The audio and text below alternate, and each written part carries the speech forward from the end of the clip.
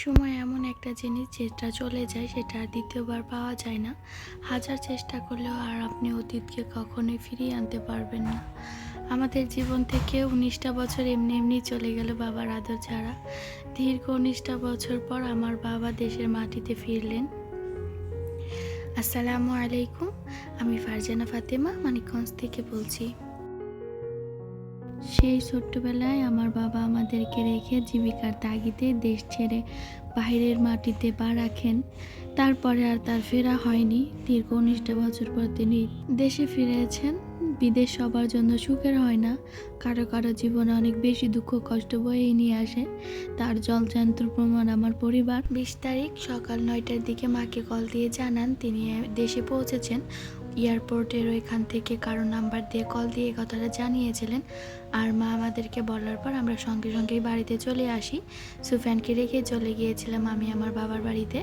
সুফিয়ান তখন ঘুমাচ্ছিল, ওর বাবা ওকে বিকালে নিয়ে যাবে।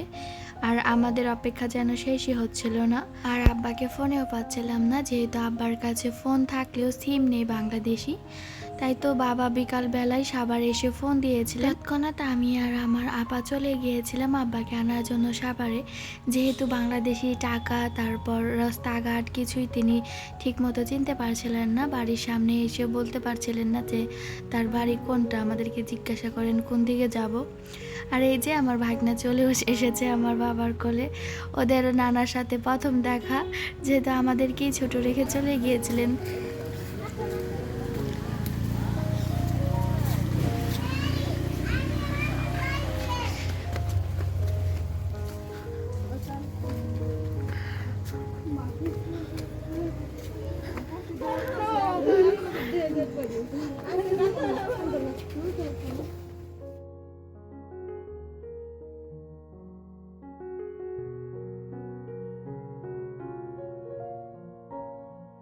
বাবা বিদেশ যাওয়ার পর প্রায় 7 বছর হয়ে গিয়েছে। আমার দাদা মারা গিয়েছেন, তো তাকে দেখার সুযোগটাও হয়ে ওঠেনি বাবার, মানে আমার আব্বার।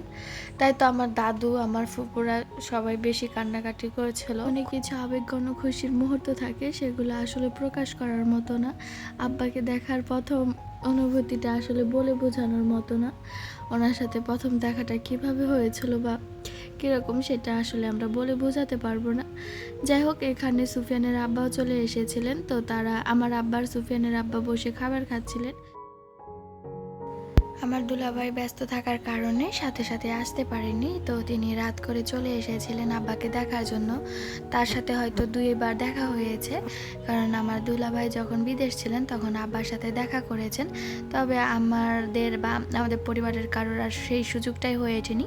ফোনে কথা হয়েছে, কিন্তু চোখের সামনে চোখের দেখাটা দেখতে পারিনি। এবার চলে এসেছি তার পরের দিন সকালবেলায়। এখানে আব্বা দেশি মোরগ কেটে নিচ্ছে, আব্বার জন্য সকালে রান্না করবে।